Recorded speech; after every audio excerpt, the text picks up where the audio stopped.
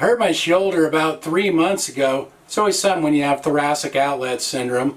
I've had it for over 40 years now. My name is Jim, if you haven't seen my videos, and I talk about thoracic outlet syndrome and chronic pain. And I also have had 3 lower back surgeries, including a 2-level fusion almost 6 years ago now.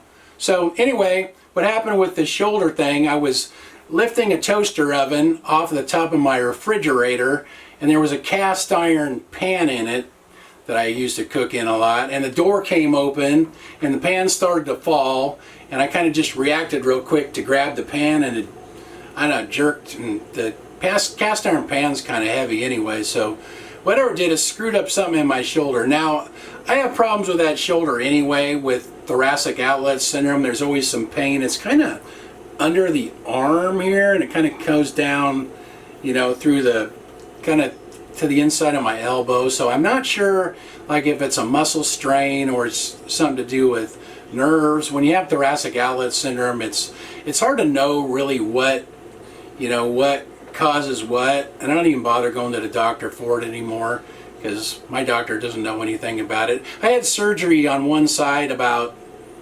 30 years ago now, on the right side, so it's hard for me to sleep on the right side, so I always sleep on my left side, so now that side hurts, so it's kind of hard to sleep at night. It wakes me up in the night after I've been on it too long, then I'll have to get up and kind of move around and let it calm down a little bit, and then so it kind of makes it hard. I've just been moving it a lot, you know, just kind of trying to get the range of motion back. I don't have very good range of motion in that arm anyway, but I've just been trying to get the range of motion back, and I just massage it a little bit. And the only reason I go to my regular doctor is to get my painkillers. I take 3 Norcos a day. Been taking that for quite a few years now. Between the TOS and the lower back problems, you know, and usually I just bring up the back stuff with my doctor. That's what he asks about because he understands back pain. I think he's had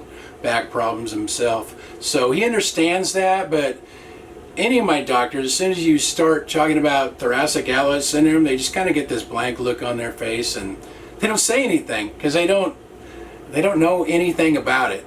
So that's what I've been dealing with. I did look up rotator cuff injuries because I was wondering like how long those would take to heal, and it said those would take like 6 to 12 months. So I don't know if I could have, like, you know, done a little damage to rotator cuff or something like that. It does hurt a lot when I rotate my arm, so you know, it could be something like that. I don't really know. So it's kind of always something, like when you have thoracic outlet syndrome and chronic pain. Like with me, I do okay, like when I'm not flared up. If I stay within my limitations, and I have lots of limitations. I can't use my arms very much, and it's real limited use, and I can't bend very well because of my back, and then like, you know, my hands and arms will get stiff, and so do my legs and my feet because of the nerves in my legs, I guess, and because the 2 lower levels are fused,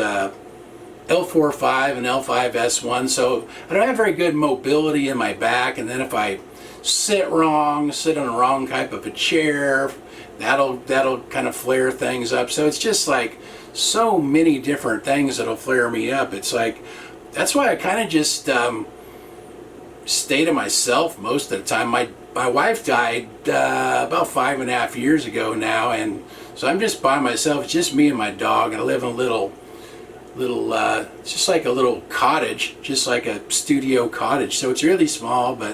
And I was just thinking, I used to do floor exercises sometimes, and I think that was kind of helpful for some of my stuff, but this place is so small, I haven't done any since I lived here. That's been like a year, and the last place I lived was my grandparents' old place, so same thing, I couldn't do floor exercises there because there was no room. And then where there was room, the floors, it was such an old house, the floors were uneven and all that, so that didn't work good. It was just really uncomfortable to do that. So if I could maybe get back to that, that might be helpful, doing a few floor exercises. So the mobility stuff I do is just kind of like joint mobility exercises, just kind of moving back and forth in and out of ranges of motion. I kind of do that for my shoulders and arms and my legs, and it's just That seems to work the best, not to hold a stretch, just to kind of, move in and out of the range of motion just a few times, 3 or 4 times, and then, do it with the other side. If I try to do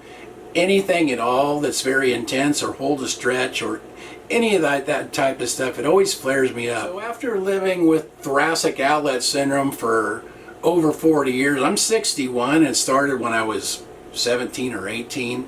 So you kind of know what you can and can't do, but even then you get flare-ups just for one reason or the other. Sometimes it's just an accident, you slip, or this happens or that happens, or like, the thing with the where I hurt my shoulder, it's just a, kind of a freak thing, but stuff like that happens, or sometimes you flare up and you don't even really know why. So that's kind of what's been going on. I think it's been about 3 months. It's been about 3 months since I did kind of an update on this channel, but that's what's been going on with that. It's, I just kind of stay to myself most of the time, like I said, because it's just easier to manage my pain. I've been married twice, divorced twice. My last wife died, so I'm kind of just pretty content just being by myself, because it's too hard to deal with people because nobody understands, all my problems. And then if you're living with someone and then they want you to do this and they want you to do that, and then they kind of get upset if you don't, so you try to do it just to please them, and then you get flared up. So it's just kind of like a no-win situation.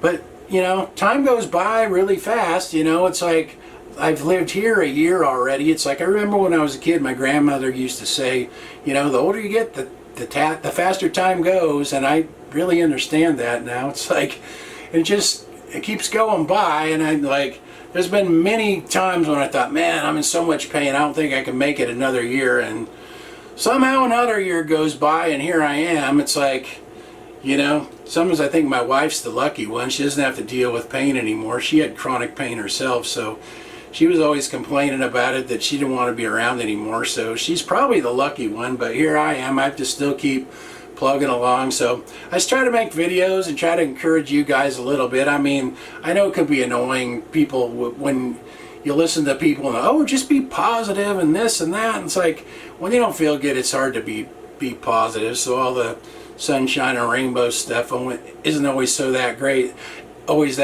But I try to be positive, but when I'm in pain, people can tell. They're like, I just tell because you're quiet, you don't say that much. Even my daughter said, even I can tell when you text me, even then you're quiet. Your responses are real brief. Because I can just tell when you're off and you're not feeling very good. So anyway, that's my update for this channel. I just try to keep that shoulder moving, and hopefully it'll keep getting better. I hope I didn't do some kind of damage to rotator cuff or something like that that's going to just be another chronic pain thing, but I guess as time goes by I'll find out. Anyway, I hope all you guys are doing good. Thanks for watching. See you guys next time.